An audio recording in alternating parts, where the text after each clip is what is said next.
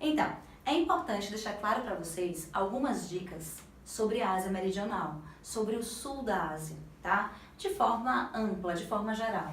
Eu tenho aqui, as populações dos países da Ásia Meridional, sul, apresentam péssimos indicadores socioeconômicos, elevada mortalidade infantil, baixa expectativa de vida, e você tem problemas com a questão da subnutrição, com a desnutrição. Então são problemas que nós já conhecemos que acometem os países subdesenvolvidos.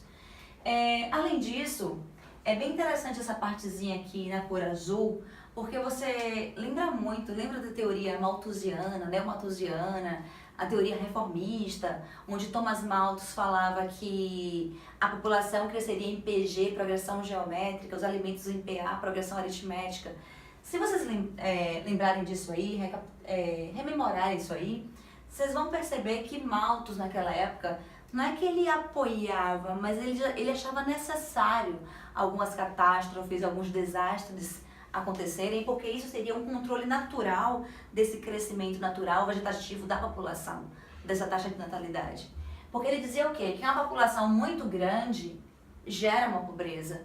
E na verdade não é isso. A gente percebe que no caso da Ásia, ele coloca aqui, ó, as condições de miserabilidade não estão vinculadas ao número da população, certo? Ao número de habitantes no caso, de alguns deles, nem as taxas de crescimento, mas sim a forma com que eles foram explorados, como esses territórios foram ocupados. Isso sim justifica os problemas, justifica a pobreza desses países. Tranquilo?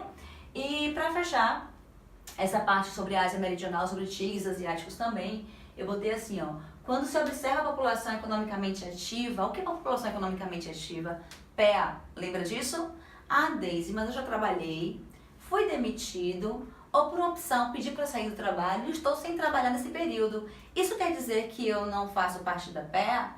Que eu faço parte da PEI? Não, isso quer dizer que você faz parte da PEA. Se você tem idade de trabalho, se você já teve lá sua carteira assinada, trabalhou, se encaixa nesse padrão, você faz parte da população economicamente ativa. A não ser que que a pessoa tenha alguma característica que não permita que ela desenvolva a atividade. Por exemplo, as pessoas que são aposentadas por invalidez, ou então as pessoas aposentadas, né, sem ser por validez, mas sim por idade. Então são outros fatores que aí vai ser uma outra discussão em outro momento, que existe a PEI, né, população economicamente inativa, que não é o caso.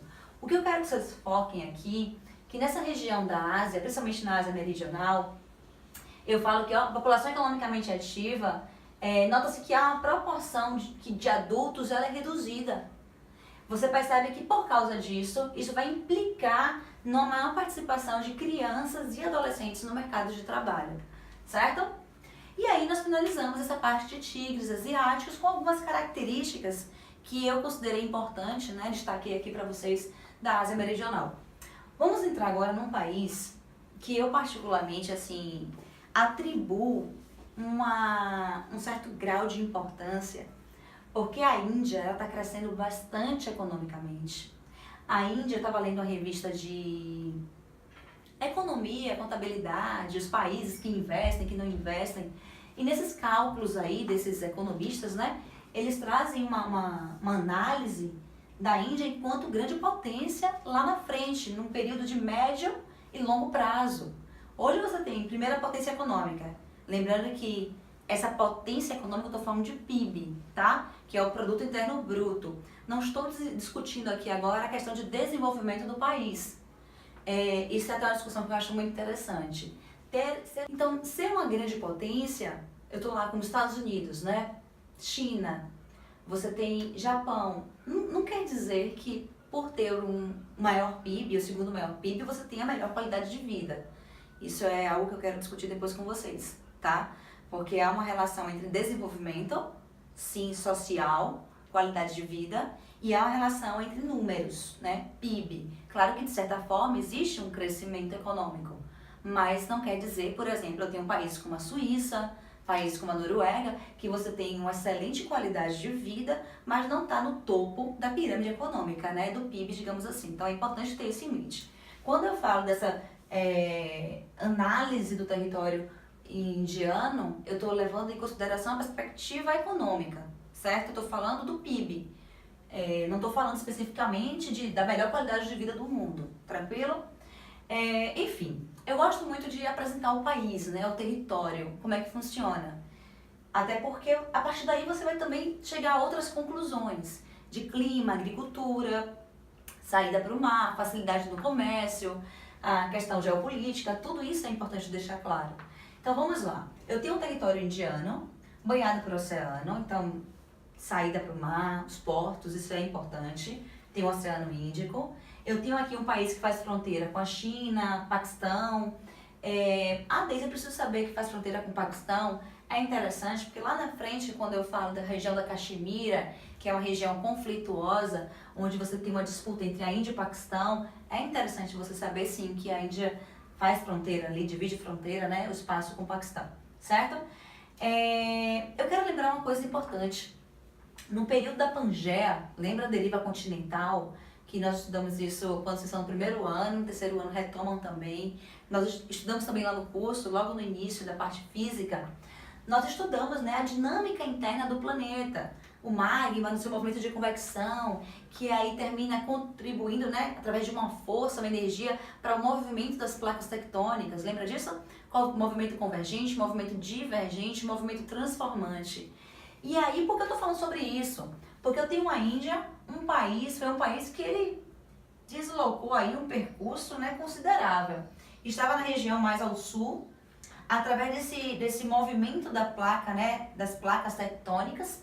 Você vê que a Índia sobe, deixa eu colocar aqui esse passador de slide. A Índia sobe e aqui eu tenho um continente asiático. Ela encontra o continente asiático e ela faz o que? Ela se choca aqui no movimento convergente e tem a formação dos chamados dobramentos modernos.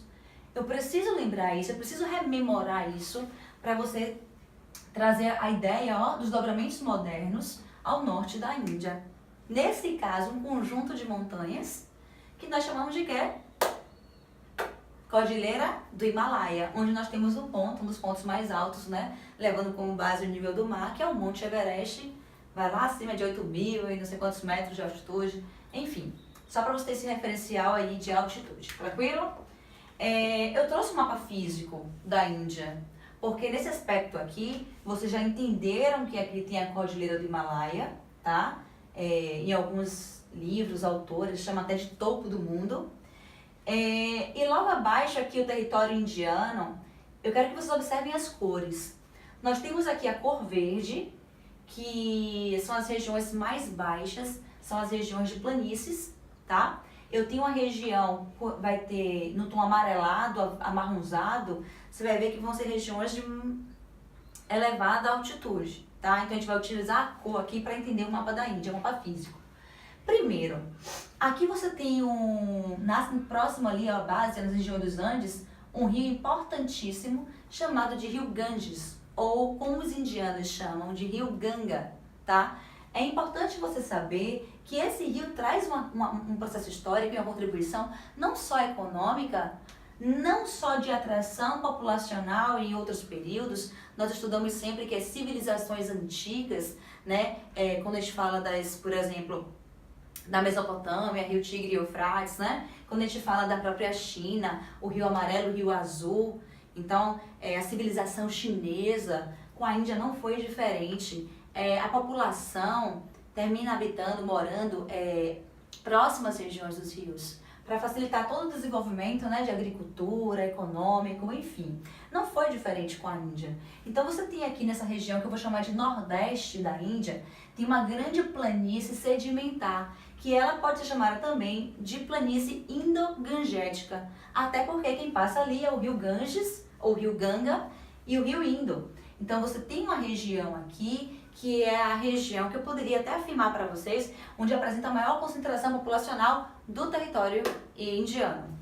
Aqui toda a região de planície, você apresenta uma certa densidade demográfica, tá? Um aglomerado populacional, mas essa daqui você apresenta um maior destaque. Tem um destaque também industrial para essa região, tá? Vale lembrar para vocês. Vocês têm aqui Calcutá, antiga Calcutá, pode também aparecer lá novinho, Kolkata, certo? Só para vocês começarem a se familiarizar com esses nomes, certo? Enfim, Esse outro mapinha eu acho bem interessante, porque ele também utiliza das cores para você entender a densidade demográfica. Então você percebe que quanto mais vermelhinho, mais o tom está mais forte, maior a concentração populacional. Então você, como eu acabei de afirmar no slide anterior, você percebe que aqui há uma elevada concentração populacional, certo? Como nas regiões de planícies também. Eu esqueci de comentar uma coisa importante com vocês. Aqui na região central tem um grande planalto, não me lembro agora qual foi o vestibular específico, mas eu já vi cair questões sobre o Planalto de Deccan, que é o nome desse planalto aqui, que é uma região que nós apresentamos, que apresenta característica com elevado índice pluviométrico. Lembra da questão das monções? Que elas têm a questão dos ventos úmidos que vem do Oceano Índico. Então, contribui para essa região aqui, tá? Ser uma região muito chuvosa. Um elevado índice pluviométrico, como eu falei, que é o Planalto de Deccan. Não esquece. Fica na região central, ok? Já mostrei para vocês. Quando eu falo de monções, eu vou falar de forma mais aprofundada no próximo slide, um pouco mais à frente, daqui a uns 2 slides. Mas é importante você lembrar que alguns produtos, né, quando se fala de agricultura, eles precisam de uma maior quantidade de água. Quando eu falo das monções, as chuvas torrenciais, a gente tem a questão da risicultura, que é o cultivo do arroz, que a gente precisa de uma grande quantidade de água, né? Precisa de uma região de várzea, uma região mais alagadiça para cultivar o arroz. E isso acontece também nessa região nordeste. Quando eu falei para vocês que os rios que passam aqui, né, então historicamente, são áreas que favoreciam a agricultura, principalmente o cultivo do arroz. Eu botei aqui para vocês, ó, contribuiu para a plantação de arroz próximo aos rios, ou seja, o plantio de várzea, como eu acabei de comentar com vocês. Então, também tinha cultivo de outros produtos, como o trigo e o algodão, mas nesse caso, o trigo e o algodão se encaixa mais nas áreas de terra firme, não nas áreas de várzea, como o cultivo do arroz. Tranquilo? Então, não esquece, a Índia, a região nordeste, a planície indo-gangetica, a maior densidade demográfica nessa região aqui, tem um destaque industrial também, onde você tem aqui Calcutá ou Kolkata, certo? Só para você acompanhar aí o processo. É o segundo país mais populoso do mundo. Então, você tem a China, o país mais populoso, 1,3 bilhão de habitantes. Acredito que se não já chegamos, se ela já não atingiu, estamos beirando aí 1,4 bilhão de habitantes. E a Índia também segue esse processo aí logo atrás da China, tá? Por uma questão cultural, por uma questão religiosa, a Índia não apresentou restrições como a China, né? A questão da política do filho único.